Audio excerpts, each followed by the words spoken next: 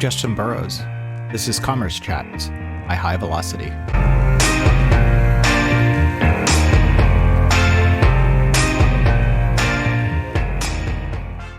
Yeah. Yeah, because I like to visualize things. Just yeah, me too. I'm gonna move you to just a. Actually, could I screen share on the? Yeah, please. On the screen that I'm actually seeing you on. Let me just share a window. Let me just share a window because that's probably going to be easier. Let me just share Miro. So, what is a cart? Well, it's just a basket of items, right? So you've got items, and then you've got items that so each item describes. I mean, really, it's just a data model, right? So it's your cart is just a model, and you've got items within that model. Maybe I should be using a text editor or something that would probably be a little easier. And then you might have other descriptive information about what's happening here. But this is why I think everyone in the composable space thinks contracts first, right? You've got promotions, you've got you might have shipping groups, right? You basically have a data model, but this is driven by the business needs, not by the technology, right? Yeah. And then the question is, well, what do I do with this model, right? So thinking about going back to the original question of, well, what is an e-commerce platform? Well, back in the day, it was, well, where does my cart live, right? So that's, ultimately you buy an e-commerce platform because you're trying to sell stuff, right? Well, how do I sell stuff? Well, I sell stuff through a shopping cart, right? So I need a place to put the shopping cart. Well, does it need to be? Does your cart even need to live in an e-commerce platform, right? You've got a SKU. You have a quantity at a basic level. You've got a quantity, and in the case of furniture, you might have a configuration, right, that describes that that product. Obviously, there's some pricing that lives in here. You've got maybe some discounts that apply to this, and those are tied back to the promotions that are in your cart, right? I can model this without having any understanding of what my commerce vendors are going to be, right?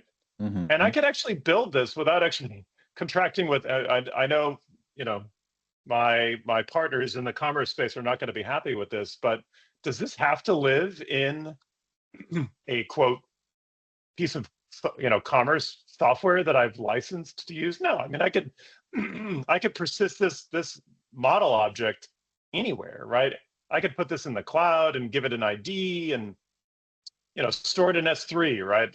We've a lot of us use AWS, right? So store it in S3 and then fire off an event, right? So, or maybe we turn this into an order, right? Whoops, sorry, I know this is getting kind of small here, but it's just, yeah, like, so back to the question of, well, what is an e-commerce platform? Well, guess what? You're building it, right? So going back to your bucket of bolts mentality, well, AWS S3 is in your tool chest, right? It's in your bucket of bolts. Yeah. Is S3 an e-commerce platform? No, it's just a tool that is used. It's just object storage, right? It's file storage or it's cloud storage, but this could be object storage, or maybe you get more advanced. All right, so maybe S3 can't handle the volume, right? So now your storefront grows, and now you're pushing through 100,000 orders a day, and S3 can't keep up because of the latencies. Or maybe you're paying too much for S3, or now you want to store these objects in, I don't know, Elasticache or something like that, right? You need to push these card objects closer to where the client is, right? And with S3, you're pegged to a region, right? So if the customer is coming in from France, right, now they're having to call an API that maybe in the cloud or maybe it's on the edge somewhere, but it's still the persistence of your card is still pegged to S3, which is living in a region, probably in US, or it's not where you need it, right? So now you can start so thinking about tech debt, right? So maybe the fact that I'm stuffing my carts in S3 is tech debt, and that's fine. It's tech debt that I'm willing to live with right now because I want to get this going and give my business a chance to grow. Yeah. And I don't want to spend time imagining I don't want to build for 100,000 orders a day. I want to build for 500 orders a day, right? Yeah. And so, why spend, countless hundreds of thousands of dollars now building for a future that may never come to fruition because I spent so much time building the damn thing that that we're never going to get there. So anyways, yeah. So what is an e-commerce platform? Well, it's just a bucket of bolts, right? I might decide that, maybe the cart lives eventually in I don't know, some sort of a catalog platform, or, like a cart engine that provides support for catalog. Because, you have to think about, well, where does the catalog live too, right? I've got a SKU here, right? So I'm driving PDPs and CLPs, and what's driving that, right? Well, we could talk about that, but Product detail page, category listing page, which is the grid of right. all the things going down. Yes. Right. Thank you. Yeah, sorry. But when I'm trying to build a design around selling, I'm not worried about that when I'm trying to solve this particular problem right now. What I'm trying to solve it for is I've got a basket of items and I want to be able to convert that basket of items to an order. So, we now we have a contract, right? We have a contract that's a cart, and now I want to define an API. I want to define a verb called, convert cart to order, right? Right. So now we need to bolt on things like shipping addresses and, customer information, right? Because now we need to gather that. We've got payment information, payments, there could be multiple, right? If we're splitting payments across multiple services, you might have gift cards, et cetera, right? We've got, shipping information, we've got billing, et cetera, right? So now and it all just gets added to the contract, right? Yeah. And now we want to convert this to an order, and maybe this is just an event, right? We've already got a payload, so let's just send an event to, throw an event to an event bus, like SQS or something like that, right? So now I have not picked an e-commerce vendor in the classic sense yet, right? So we're just maybe we're storing. Right, but the key components of this architecture are, I need what's the word I'm thinking of in technology terms? I need a storage. I need persistent storage, right? So I need what's the word? Durability, right? So I need durability, right? I need to make sure that this payload lives somewhere, and I need durability in the events, right? And I need the events that are getting fired off. So we need an order here, and we need an event pipeline that, right? So I haven't even picked an e-commerce vendor yet. Yeah. But what do you mean by durability? No, what do you mean by durability? Does that just like it's persistence? Is it uptime? What does that mean? I'm liberal arts. It's both, right? It's both, right? So I need a place where I could put something where it's going to be available forever and ever, and that if for some reason, let's say we've got an OMS system back here where these orders are eventually going to, maybe this is probably asynchronous, right? So this is probably flowing through some other, like there's an event here that's getting fired off, right? So there's maybe it's SQS. If we're staying in the AWS world, it's probably SQS, right? Something like that. But again, this is not vendor locked, right? Where we haven't, our order pipeline is not locked into a particular e-commerce vendor, right? We can do all of this without, this is synchronous, sorry. Here we go. I guess so this is asynchronous. But anyways, so it's durable because, we need to be able to, let's say this fails, right? So we need to requeue the event, and right, so this needs to be durable storage, right? It needs to be available, right? So our essential technical requirements here are availability, right? We need to be able to persist it. It needs to be durable. Persistence. It needs to be durable, right? Right. So I might, but I guess my point is our requirements around this are not. Our durability needs to be high, but latency can be low, for example, right? So I don't need this to be available, it depends on maybe we need to turn these orders around very quickly, and latency is important. But You mean in the cart latency is world, high? High latency is okay. Is that what you meant? high latency is In this okay, but latency particular. here needs to be low, right? So Yeah. if there can be, I mean, once we move to 100,000 orders a day, well, now, all right, what are the characteristics of this durable storage? Well, maybe they no longer meet our requirements, and we might need to move to Elasticache, or we might need to move to, some other model. So, S3 might not be a good place to store your carts. This is where, signing on with a commerce vendor might be helpful, because now you might need to transition to a vendor that provides some edge functionality, right? So they, maybe they have a really fast cart implementation, but we're probably still going through an API gateway, right? So I'm like thinking about this on the fly, thinking, no, please, yeah, this is wonderful. When you say edge, I believe that refers to, like, you're basically taking data and saving it out much closer to the person who's going to be using it. Is that right? Exactly, right. So okay. Yeah, exactly. So one of the things that made monoliths so difficult is that, you're probably, your monolith is, you're running several instances of your monolith, and it's sort of the classic load balancing model, right? So anytime you need to scale up, you spin up new instances of that thing, and that thing is huge, right? So the operating cost of that thing is massive, right? You can't get by with this tiny little runtime that, it's a massive platform. It's probably, like some massive Java stack that takes up gobs of memory, because you've got, 100,000 active sessions running inside of that thing. So it can't just, so it's running, thousands of threads, and right. So it's huge, right? So, and that thing lives somewhere.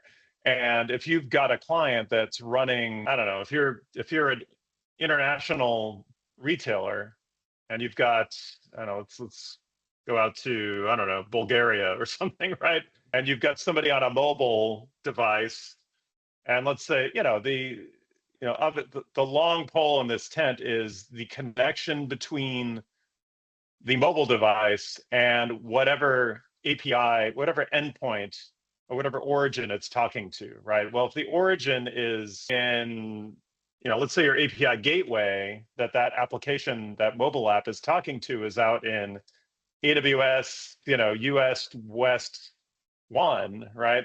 Well, now this thing is, the latency on this is going to be crazy, right? So it's going to be super high. Did you say connection or convection? Did I mishear that? Was connection? Connection. Oh, connection. I was like, oh, that's a new one. It's like an oven. Right. Okay, yes, connection. Oh, no. So let's say you're, the classic headless on top of a monolith, right? So you've got an API gateway here, or maybe the APIs are living in your monolith, which is right. So you've got monolith that's running, let's say, in an EC2 container, in US West 2, right? West 2. So in order for this customer in Bulgaria to make the half dozen API calls needed to render the view that this customer is trying to see, let's say it's their cart. Well, now, you've got massive latencies here that are causing it to take forever to render this view. All right, so now you introduce some edge functionality. Maybe it's a caching layer, right? So you've got an edge cache, right? So now, but this is, again, caveats. There's a lot of caveats with this. So your monolith still lives in, US West 2. This is all the functionality, but there's a cache here that you've got to think about, well, what's the churn, right? So if you're building a caching layer, it's adding this massive layer of complexity into your application, but you're saving, so the edge, so your edge cache runs everywhere, right? So if you're using AWS as a cloud provider, they have presence, I think CloudFront is CloudFront? I forget what their edge it probably has is. cloud in or it. maybe There's using cloud Cloudflare. maybe it's Cloudflare, whatever it is, right? But you've got an edge cache, and the round trip here is much, much lower because this edge network has a presence in Poland, right? So they've got a node in Poland, and this you've now got an asynchronous pipeline between your edge and your monolith that is keeping the data here relatively fresh, right? So you have object cache. This is where we start to talk about eventual consistency, right? So now you have object caches, an object cache that maybe holds your product information and pricing, right? And instead of having a blocking connection between, right? Obviously, you don't want a blocking call here because now you're back to square one. But this has what's a blocking call? Just for so me. A blocking call is if a web app or let's say a mobile app is making an API call on behalf of the view. So let's say you're viewing a shopping bag, right? You've got to make an API call somewhere in a headless model. You've got to make at least one or more API calls somewhere to get the data needed to render that shopping bag view in your app, right? So what do we need to do to pull that together? Well, we certainly need to get a cart.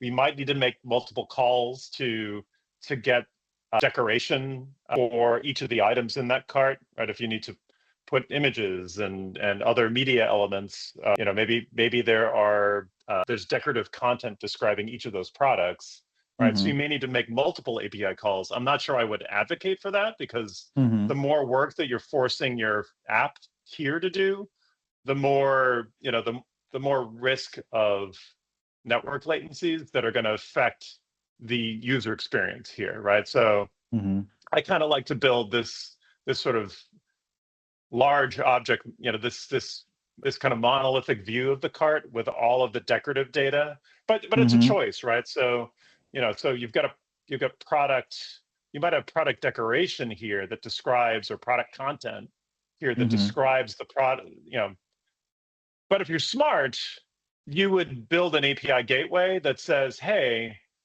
if the client hasn't asked for product content, let's not orchestrate that, right? Let's just only build the view that, build the model that the client requested. So, you're probably using GraphQL in your API gateway, right? So now in your edge cache, you probably have an API gateway here, right, in front of it. Sorry, kind of filling this out on the fly here. So I've got people on the other end who are eye rolling. It's like, that's not the way I would do it. And that's fine. It's just a choice, right? It's getting connections to work, on the fly when you're trying to. This is brilliant. Go ahead. Getting connections to work on the fly. So now you have an API gateway that's smart enough to grab. So let's say you have an API called get cart back here. Well, hopefully it's smart enough to only orchestrate what's needed, right? So the API knows that, well, they get. Oops. I think I might have dropped you there for a second. Wait, there you go. You're back. What happened there?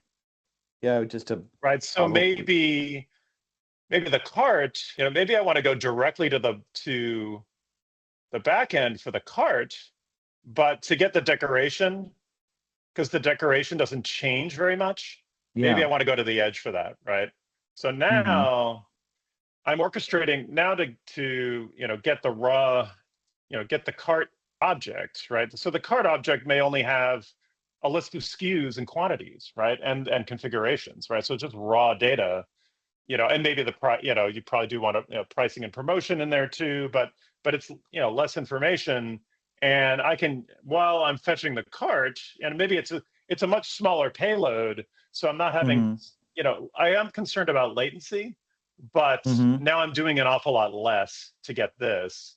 And concurrently, I can go get all the product decoration here, and it's less sensitive to cache latencies, right? Cache refresh latencies. So I can cache this data on the edge. So let's say there's a node here in Poland that has that data, and there's a TTL or time to live, right, on that payload that says, well, this doesn't change more than once a day, or maybe the churn rate on your catalog is, well, the merchandising team makes changes throughout the day, and then they publish once a day at the end of the day, right? Or maybe you have a CMS that's driving. Sorry, I'm kind of going all over the place here. Maybe you have a CMS here that your merchandising team is using to manage all of your decorative content, right? So here's where all your product content lives, and your merchandisers are up here, doing their job, merchandisers, and now you have a publishing process that says, hey, I published something, whoops, now go bust the caches, right? So now this data is just cached forever, right? Your edge cache caches your product data, your product decoration forever. And I only have to, if I'm a client and customer in Bulgaria, I only have to call an API in Poland to go get it, decoration, product content. So as you start to grow, then you start thinking about, all right, well, now we need to, serve customers in Bulgaria. How do we not give them a user experience that is awful? So, so when we publish, now we can say, let's go bust the cache and publish, bust the cache for the products that were affected, right? And now we reach out to, we call whatever your edge provider is and say, every piece of content in the edge cache has a key, right? And that key is the product ID or the SKU ID of that product. Hey, edge provider, go bust the cache for all these things. So I think it's asking a lot for a commerce vendor to provide all of this functionality, right? You've got to, that's why I say start with the contracts first, because this is what's going to live forever, right? Yeah. This notion of what a cart is, that basket of items hopefully will never change.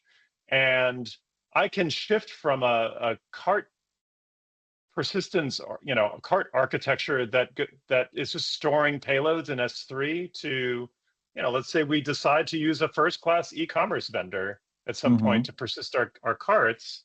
Well, we can, through, there's middleware living in here, right? It's not just there's a payload, but then there's middleware that is orchestrating across, because we haven't talked about middleware at all. There's middleware that lives, and this is where this is where we're doing the work, right? All of our work is here, and it's abstracting, it's protecting us. Oh gosh, sorry, I'm drawing this all wrong, but you know what I'm saying, right? There's middleware in here that is saying, all right, I know how to get from a cart to, I know what needs to be done behind the scenes to make this cart, persist this cart, right? And day one, it could be in a cloud storage bucket somewhere, but day 800, maybe it's living with an e-commerce vendor, but this has not changed, right? This is the beauty of composable commerce. If I have a monolith back here, I can't really do this. And I suppose this is where composable kind of took on, this is how we got to composable in the first place is, well, I need to re-platform away from our monolith. How do I do that? Well, do I do it monolithically, or can I do it in increments, right? Can I say, well, you know what, this monolith is providing, sorry, I'm literally going, this is just stream of consciousness here, but our monolith is providing cart, promotions, coupons, campaigns, CMS, it's doing everything, right? And now let's say, all right, we're tired of having everything under one plate. We're spending $2 million a year in licensing fees to maintain this monolith, and by the way, the personalization that we said that we really, really loved and that we were really, really going to use and pay a lot for, we don't use it all. We don't use it at all. Yeah. Well, and that's all changing with, actually AI is starting to maybe make that finally a kind of a reality, right? So that's a whole nother topic. But so now we want to, you find there's some things that you don't use that you thought you were going to use. You thought you were going to use, and you're paying for. Yeah, you're paying through the nose for it, because this vendor sees it as a differentiator, and gosh darn it, our customers are going to pay for that differentiation, but you're not taking advantage of it at all. And who takes full advantage of all the bells and whistles in their e-commerce platform day one, their monolith day one? Nobody does, right? Nobody can afford to just be in the trenches building for a year and a half, 2 years while your company is not selling, right? Well, who can afford to do that? I don't want to. I want to keep going with this, but do you remember there was something? Do you remember that? Yeah, of course. Yeah.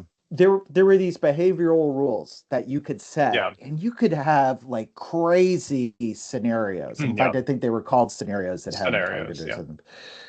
Where it's like somebody visits a site 3 times, and you could pop up a message. You could change the whole assortment. You could really almost do anything. Brought the site to a crawl. I mean, like if you had like a lot of these, and it was a great idea. Everybody loved the idea. And it was this is like, it's like saying, I'm going to take up archery one day. It sounds really interesting, but the chances of you actually doing something like that, and certainly in a way that would actually move the needle in terms of like revenue, like never happened, because it was onerous. It was cool. It was fun, shiny, but yeah, you have all of these things. But again, who from day one takes advantage of all of those? Who even in day 365 or 720 takes advantage of those? So there's evolving needs. Yeah. Well, and one of the things I threw on my, things to think about in your, composable implementation that you don't fully need to worry about, but the more you do up front, the better off you are, is collecting data. Data is your friend. You don't necessarily need to do anything with it day one. You just need to collect it, right? So, for example, you mentioned, hey, writing a scenario that drives a rule that says, when I hit the site a certain number of times, then show this message and throw it into this slot on a page or whatever. Like you said, nobody does that, but I do care about the fact that I've had a customer log in 3 times over a certain period of time. I don't necessarily know what I want to do with that data right now, and I don't want to add a rule to my platform that is blocking access to my content computationally, right? So the problem with things like scenarios and like those rules-based implementations is that every time you hit the site, it's running every interaction with the platform is going through that rule set every time, right? So it's like, well, what about this? Well, what about this? Well, maybe this happened, or maybe this happened, but and maybe none of those things happened, but I still need to evaluate all those rules every time. And it just gets, and the more rules you add to the platform, the slower it gets. So you provided this great functionality, but the costs are tremendous, right? Of actually taking advantage of it. Whereas, maybe we do it all behind the scenes, right? So we just gather the data. So we've got interactions, obviously we're gathering selling data, but what about other events, right? So, and most retailers do this now with things like Google Analytics, right? That folks are doing this today, but it's usually used to help drive metrics around conversion, KPI, stuff like that, right? So you're driving a dashboard that's telling you how effective my site is, but I'm not able to use it to drive user experience, right? So so ultimately, all this conversation around targeters and scenarios, it's all about how do I drive a dynamic user experience that is based on the relationship that we've built with that customer over time. We want to treat a customer who's spent lots of time and spent lots of money on our storefront. Give them something that's a little more tailored to them. If we know that they're I don't know, let's use I guess a furniture metaphor. If we know that they've bought products in a particular with a particular fabric or design aesthetic repeatedly over multiple years, don't present them with something that is completely, the complete opposite of the design aesthetic that they're interested in, because it's insulting to the customer. It's like, well, don't you know me by now? But it's also going to lead to lower conversion rates. So thinking in terms of, well, data, right? So we're starting to talk about this now at Stern and Lilly, is how do we use the learning when we convert an order? I keep messing up the order of, there we go. When we convert an order, it's not enough to know that, well, it's not even just conversion, conversion. So we want to start keeping track of things like, well, what fabrics did they upholster? Did they, add or configure on their product? What styles, right? We have, various product families. What styles do they seem interested in, right? So it's not just about conversion. Do they seem interested in? So it's not just conversion, but it's also impressions, right? And again, we do this pretty well with, various analytic engines, but they're not used. We're not good at using that data to improve conversion rates, I guess, to provide. What's one of the vendors that we use? What do they call it? Product recommendations. There's a new word for it now, and it's now escaping me. We used to call it recommendations, right? But now there's a different term. Anyways, sorry, but it's basically recommendations, right? So browse, search, right? So what is the customer telling you? If I search for something, that's very important information. Yes. The customer is literally typing things into, they're taking the effort, right? What is the effort that the customer is putting into finding the product that they want? Product discovery. Thank you. Product discovery is kind of the new, right? So it's not just, that's the quote fancy new term now. So these are all events that, and this is where AI, I think, is going to start making an impact. Right. So now you're starting to see more AI engines that are kind of e-commerce oriented, right? The e-commerce AIs that are meant to replace all the old, replace all these old targeting recommendations engines, rec engines, right? That are very statically, they're driven by statically engineered rule sets, right? Static rule sets, right? If customer does this, then show them this. If a customer does this, show them this, right? And nobody has the time to build those rule sets, right? Whereas now, if you have in theory, if you have an AI that's gathering all of this data, we should be able to spit out set of, actually, you're really just matching, right? You're just matching product to customers, right? But you're not doing it through a static rule set. You're doing it through a matching engine, right? So you've got e-commerce AI that are, these e-commerce AIs are consuming customer-facing events, right? Like browse and obviously conversions, right? And there's information about inherent in those conversions. What products were bought with what, right? Conversions. All right, let's say they converted a living room. Let's say we sold a living room. Well, do we want to sell more living room furniture to a customer that's already bought, that's already furnished the living room? Well, let's show them some dining room content using some of the styles, the same style. Like that's what an intelligent product discovery engine would provide, right? So we've got event data, but then we also have data that describes our products, right? And that's all being fed into this AI, right? So we've got our catalog, and it describes our products, and you've got customers that are describing themselves, right? So ultimately, that's what's happening with these events, right? So we're sending events, and it's just customers telling us who they are, right? Customers describing themselves. It's catalogs that are describing our products, and we've got an AI that's trying to build a model of, well, what does this customer look like? What do these products look like? And trying to match these up to each other, right? And we also, in the case of our, we have a design shop model, right?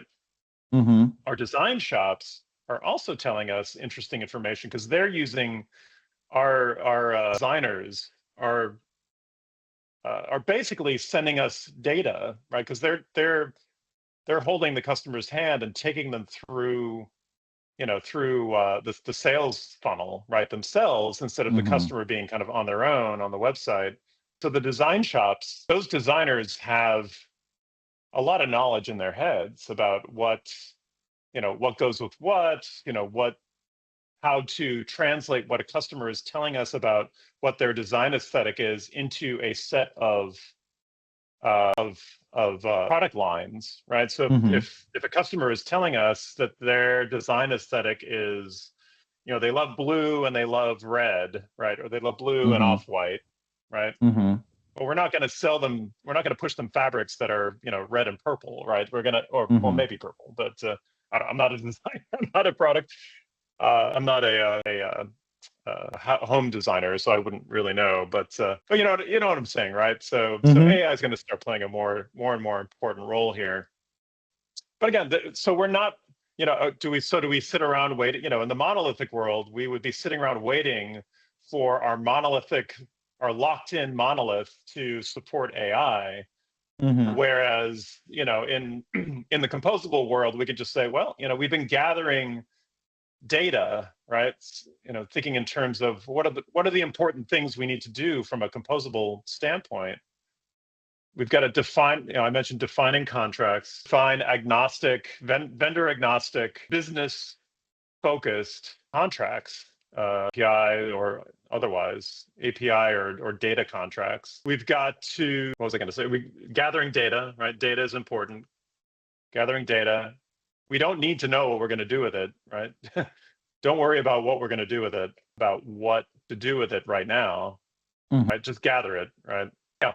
Sorry, I have a few other things here, but I think we mentioned don't over-engineer right now. So right sizing, right? So right sizing, be intentional about your technical debt, about your tech debt, right? So if you're right sizing a promotions and a CMS or a promotions engine, don't go crazy up front, but know that you might decide to change that at some point in the future. Don't feel like you're locked into that choice, but it will cost you. It is going to cost you to rewrite it at some point in the future. But the impact of that rewrite on your overall application is going to be minimized by the fact that you're composable and that you've defined vendor agnostic, contracts up here. And then if you want to add AI later, who cares? Whatever. It's just you have it. What is your AI meant to drive? Well, it's the AI is meant to drive your category landing pages, right? Or maybe your search result grids, right? So now, so you've defined a contract that's called search results, right? Or grid, right? So we've got a contract called a product list, right? That product list drives your grids, right? I've got product A, product B, product C, right? And you've got a view that knows how to render a product list, right? You've got a grid page and a search results page. You've got a category landing page. You've got a bunch of things, but the product list contract is what it is, right? So that's the thing. Right, and you can drive that product list, that search results page, from a traditional search engine that isn't employing any AI. Maybe it's just using the metadata on your products to drive, or maybe the order of the products is driven by your merchandisers, right? Maybe they want to very specifically boost certain products, and they're not willing to give over control to an AI that they have limited control over. Or maybe you do want to plug in an AI behind the scenes But you can do that with a composable architecture. You need to do a little bit of work in your middleware to make that happen. But the contracts have remained unchanged, right? It's literally the same front end application, right? And it's the same user experience. I could just plug in that new, that new engine behind the scenes and still drive the same experience. I'm rambling on. I'm going all over the place. No. Well, no. I'll tell you, I think you beautifully illustrated like what happens. Okay, so I remembered the word I was talking about earlier, and it was decomposed. Yeah. And what I find interesting is that vendors really have to, and almost it's like less vendors now and service providers is really kind of the thing. Like there's services where a vendor is like, I got a bucket. Whereas services, you are having to sing for your supper on every single functionality. And kind of the charge of composable is having to think about what are the irreducible items, components of this system. And you hit on it with like things that we don't think of as products, or rather we used to not think of as something that is a product, but cart, search, content, like all of these things, or in product list, like these are all, they're always going to be that way. And like you say, like we think of in terms of product list instead of grid or whatever else. It's like whenever you need a list of products, this is the contract that gets you that. Right. And it goes back to your initial thesis of, it's like, well, what does e-commerce platform even mean, if anything? Right. And I think it really, it kind of melts your brain a little bit. But I think one of the challenges we have is that there are a lot of boxes out there that say middleware. And that's like, what is the term, small matter of programming, which I understand is ironic, where it's like, well, we'll figure it out like eventually. Sometimes that's not, especially if you're not used to it, like creating that middleware maybe is the way to having manageable middleware. Like, is it starting by thinking through like what you just did and getting the fundamental components and kind of thinking what you're wanting to provide? That's not a small question. I understand that. You can say it depends. That's fine. Yeah, well, I mean, it definitely depends. Let's see. Because really, it's just a repository of the orchestrations that that populate the contracts that you've defined, right? So it is kind of this big bucket of whatever, it's where your business. Well, it's not even. I wouldn't even call it business logic. It's just. Let me go back. Start over. I think of middleware as it's just it's orchestrating access to the data that drives the view models that you're trying to present to the application, right? So it's, let me go back to my view again. Sure. Window. Hero. Right, so I drew a middleware box in here. And you'll have to forgive me, but this is my BA background. Anytime somebody does a box, it's like, wait, that's a box. What is it? Where does that box live? And although nothing lives in here. Where does it live? Where does it live? I see. Yeah. So I mean, it could live. Well, I'm just talking about the box. What's in the box? What's in the box? What's in the box? There's code in the box, right? There's. I mean, at least this is the way I think about it. It's code, right? So it's code that orchestrates across the service providers that are, holding holding data. Well, what are they holding? It could be data. It could be other middlewares, right? It could be other API, or it could be APIs back. Well, there's always APIs back here, right?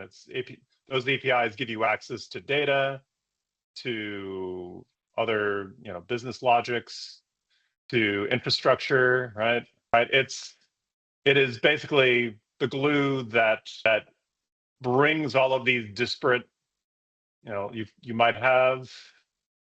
So what have you got back here? So you've got I mean, think about all the different service providers we have. You might have, I just want to draw boxes. What have you got back here? You might have catalog, provider, whatever that looks like, right? So when I say a catalog provider, it's a persistent representation of what your catalog looks like right now, right? So or catalogs, right? There might be multiple catalogs.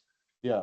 You've got pricing back here. Like what are all the things that are needed to drive pricings? So you got price books, pricing, price books and pricing, right? You've got content back here, right? So there's like what is needed to drive this view, right? Yeah. Right. And what are all the things I need to talk to make this happen? And your middleware is the code that brings all of these things together. Well, I might need to reach out to. Go ahead.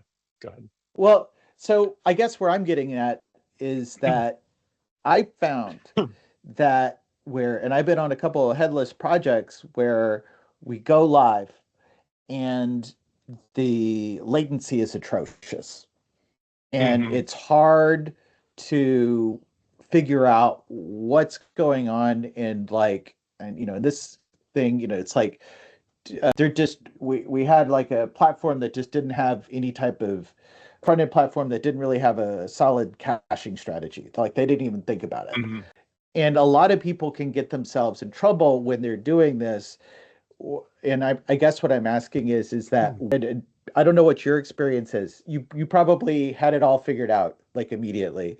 A lot of people put in middleware. They start with the orchestration. It's the first time that they've had any elaborate, of that layer, that middleware layer, and they pants themselves in terms of performance.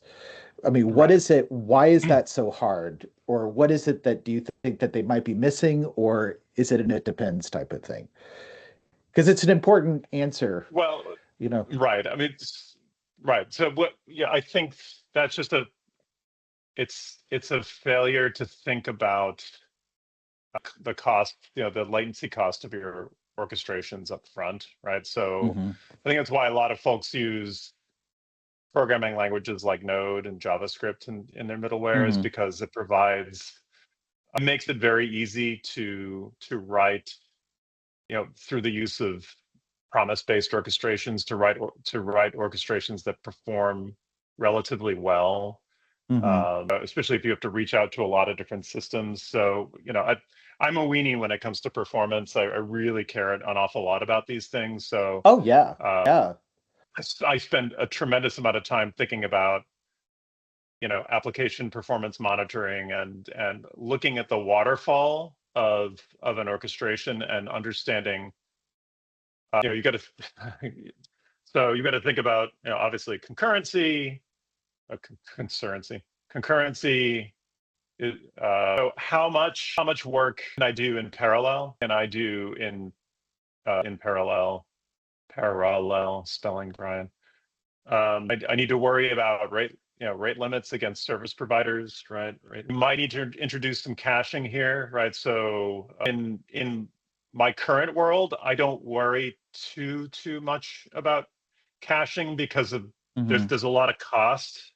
There's a lot of engineering cost associated with introducing caching into because now you need to worry about data consistency and yada, right? So it just gets very complicated, and it's a problem that I would like to have, where it would be nice to have to worry about caching.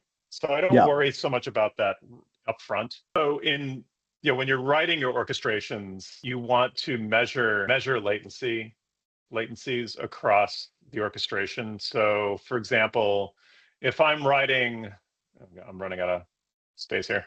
So if I'm writing an orchestration that needs to reach across to multiple systems, all right, let's say we're trying to paint a view of a cart, right? So I've got, what are the entities that I need to get? Well, I need information about products. I might need product content. So product could be like core data, right? So what is the SKU of the product? What are the core attributes that are part of this core data that describes your catalog that is sort of enterprise wide, right? your fulfillment system doesn't care about the the care and feeding content that is rendered to the customer, right? But it does care about the SKU. It cares about the price that we promised. It cares about the delivery dates that we promised, right? It cares about that stuff, and it cares about some other, it cares about the fulfillment center that we've that will fulfill that product, et cetera, right? But we have product content. So we have core data, we have product content, and those probably live in different systems, or maybe not. You never know. You've got inventory, right? Inventory.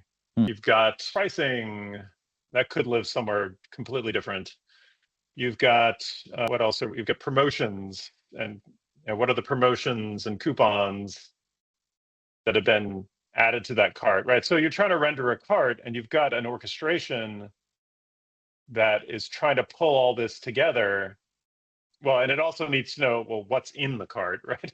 So there's the cart contents, right? So cart contents. So, and we've got, let's say we're trying to, add items to the cart, right? And there's a payload in, and there's going to be a payload out, right? And the payload out is the updated representation of the cart, and the payload in is what are the things I want to, things to add to cart, to the cart, right? So what are the things I need to do right up front? Well, I need, I probably need to validate that do I have access to this cart, access to the cart? Do the products, exist? Are they available for sale? Or are the products available for sale in sufficient quantities, right? Products available, right? There's a lot of stuff I need to do up front, and then I can actually, mutate the cart, right? Change the cart to, right? And now I need to, right? So just to do this stuff up front, all right, I need to go to inventory. I need to go to, to make sure that we have sufficient product available. I might not need to get the cart contents. Well, no, I do need to know, right? I need to know who owns that cart, right? Because you might be trying to get access to somebody else's cart, right? So there's a lot I need to do. So in terms of thinking about, all right, well, how do I optimize this orchestration? I try not to, I don't think about caching up front, right? Let's not solve a problem that may or may not exist up front, right? So so we know we need to get the cart. That's a sunk cost, right? Because we don't know what products are in the cart yet. We don't know, because we don't know what the products are. We don't know how to get the inventory. We don't know what, right? So we need to get the cart contents first. So we're making a call there. So thinking about the waterfall, right? So the first thing we need to do is get the cart. And that's get the cart and its contents. That's a sunk cost, right? So the first part of your orchestration is doing that. Well, maybe we need to validate the payload to make sure it's correct, but that's compute bound, right? So when I say compute bound, that means we can do that in middleware without reaching out to an external system. So validate the payload. So there's a cost there. So you need to think about, what is the late. So this is the timeline, right? You need to get the cart contents, and then the next thing we need to do once we have that. Now we need to do a little bit of validation, right? So you could do this with like a sequence diagram, right? But a sequence diagram, I think, doesn't really. It describes an implementation, but it doesn't describe how to optimize that implementation. So validate access to that cart. So for example, we have customer data too, right? Customer. So we know the customer that's trying to access the cart, right? So when I think about optimization, well, can we while we're getting the cart, also get the customer, right? Get the customer data, right? Because we're trying to validate that this customer has access to this cart. So when I think in terms of, because a classic, I think, a lot of people that are coming from the world of monoliths are coming from the world of probably Java or maybe like PHP or Python, right? So or it's probably either a Java or PHP based backend, maybe JavaScript, but probably not, right? So those folks are thinking, oh, get the cart, get the customer, validate access, right? But really, you could do this in parallel. And I think a lot of monoliths could apply or could it start applying principles around improving concurrency, right? Because if it's a monolith, you're probably making a call to a database to get a cart. You're making another call to a database to get a customer. But the SDKs that give you access to those monoliths are really designed to be called sequentially. Right?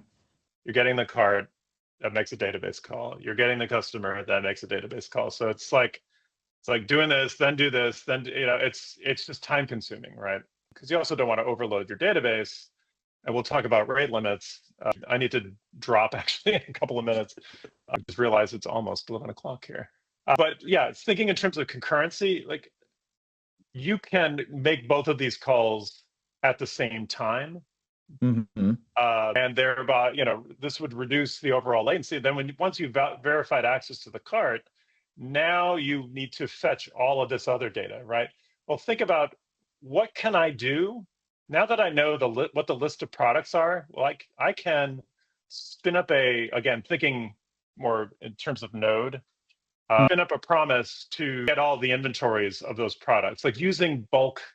So if your commerce or the vendors that are providing the backing store for this information, they're probably providing a REST endpoint, right, to give you access to that data. Are there bulk ways of fetching data in bulk, right? Do I have to get products, one at a time, right? Hopefully not. Hopefully you can get products in bulk, like use like a query, like a query API to get you a bunch of products at once. So what the product IDs are, what the SKUs are. Let me go get all 10 of those products at the same time. Let me go get all the inventories for all those products at the same time, right? Minimize the number of API calls you're making, because you probably have rate limits that you're also being subjected to, right? Those vendors. So you have to stay within those rate limits. So there's a lot more we could talk about here, and I'm happy to chat about this if you want to. We could set up another session, but sure. But thinking about concurrency, thinking about designing the orchestration in a way that that applies like a waterfall based methodology, right? So what's the first thing I need to do? Get the cart and the customer to that's the first step. The next step is get the products, get the product contents, get the product inventory, right? I can do all these potentially in parallel, right? I don't need to do this sequentially anymore, like we used to have to in the monolithic days, right? Get the products, get their inventories, right? So your latency is the overall latency of this orchestration is based on it's the longest straw, right? In this parallel promise, right?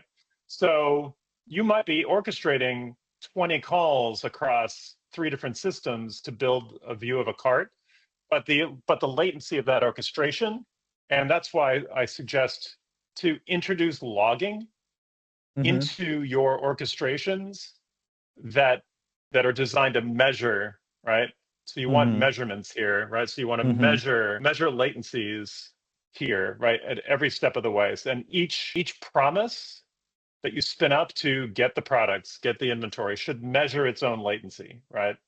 So that you know how long it's taking. And a good APM, like if you're using an APM like a New Relic or Datadog, it's going to be able to do that for you, because you can run this orchestration through an instrumenter, like an APM instrumentation, that will give you a nice view of that waterfall, so you can see exactly what's happening, right? Get the inventory, so you know what the long pole is or the long straw is at every step of the way, so you can really tighten up that orchestration. Because like a get cart or add stuff to a cart should ideally only take maybe a few hundred milliseconds, or if it's taking longer than say 800 milliseconds, then you can introduce some caching. Well, maybe I don't need the latest and greatest product data. I need the latest and greatest inventories, right? So you got to think about, well, where can I cache and where can't I cache, right? So you generally don't want to cache inventories because you don't want to oversell, right? Yeah. You probably don't want to cache pricing Well, it Mm-hmm. depends on how quickly your pricing churns, right? You Mm-hmm. certainly don't want to cache promotions, right? So if you're trying to get the promotions on your cart, you need to Mm-hmm. have the latest and greatest, because if the promotion rolls off, you need to know Mm-hmm. that and pull that Yeah. promotion off the cart. Yeah, like, so stuff like that. So you want to be thinking about, where can I get away with not having the freshest data in the world in an Well, effort to improve user experience? well, I think one of the things I see from here, and thank you for being here. I know you have to wrap up for now, but I think you see a lot of the patterns of the way of thinking that we're having to. There was a linear, monolithic way of doing things, and now we're kind of in a composable way. Part of the composable thing, it enables parallel thinking. Yeah, And I think that, yeah, we're seeing a lot of that of how do we as creatures of linear thinking adapt to yeah, a multifaceted, yeah, abstracted world. And I yeah, think not letting that creep in to how we develop our products and stuff, I think really is a challenge. It's good for our brains. It keeps us young. yeah. It is. But It really is. Yeah. No, and it's had a huge impact on our ability to sell. I mean, thanks to the inherent scalability of composable and a sort of a microservices architecture built on, say, AWS Lambda or any of the hmm other small runtime, hmm rapid scaling type compute frameworks that exist out there in the cloud. Uh, we were able to scale up during peak without beating a sweat, right? We weren't sweating through Yeah. peak through the holiday peak, going like, oh, is it going to survive? I mean, we were to a certain extent, Yeah. but it wasn't because Yeah. we thought that the software was going to fall over. We do have bottlenecks that we want to improve in Yeah. our architecture, but it wasn't the composable stuff that we were worried about, the stuff that we You were built acutely using aware. composable. You Yeah. weren't panicked, but you were very aware. And I Yes. think that's, and you have an opportunity to really, if something goes wrong, you can change it. But Yeah. if you're on a monolith and Right. something is going wrong, you don't necessarily know. Right. Yep. Brian, thank you very much. If you would like to do another session sometime, doesn't. Thank you, Brian Yeah. Ballard, for joining me today. Justin Duties. Burrows for inviting me here. That's always good to catch up about this stuff. I love talking about this Cool. stuff. Brought to you by High Velocity, enterprise front-end app for your commerce stack. Faster performance, faster development, faster launch, faster change, all with one cost of ownership. Speed and direction. High Velocity. That means fast.